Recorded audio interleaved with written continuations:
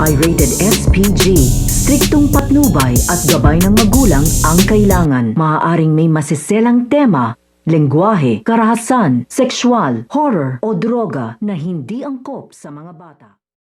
Kinabukasan sa pagpasok nito nga ni Annalyn dito nga sa ospital ay dito na nga niya aabangan ito nga si Zoe upang kausapin nga ito ng masinsinan. Dahil naisip na nga dito nito nga ni Annalyn na ipagtapat nga dito nga kay Zoe ang tungkol nga sa pagiging magkapatid nga nila. Dahil iisa nga lang daw dito ito nga daw kanilang ama at kailangan nga daw malaman ito nga ni Zoe ang buong katotohanan. At sa pagdating nga nito nga ni Zoe dito nga sa ospital ay agad-agad nga siyang hinala nito nga si Annalyn at tatanungin nga ni Zoe kung ano nga daw ba ang kanyang problema. So ito naman si Annalyn ay sasabihin nga niya dito nga kay Zoe na kailangan nga doon nila mag-usap dahil may importante nga daw itong sasabihin. At dito nga ay ayaw ng pagbigyan nito nga ni Zoe ito nga si Annalyn dahil hindi nga daw siya interesado sa kanyang mga sasabihin. Hanggang sa hinatak na nga ni Annalyn ito nga si Zoe upang makapag-usap nga sila. Kaya nga ito nga si Annalyn ay nagagalit nga ito dito nga kay Zoe dahil malilate na nga daw siya dito nga daw sa kanyang trabaho. So ito nga Zoe bago nga ito makaalis ay sasabihin na nga dito nito nga ni Annalyn ang tungkol nga sa pagiging magkapatid nga nila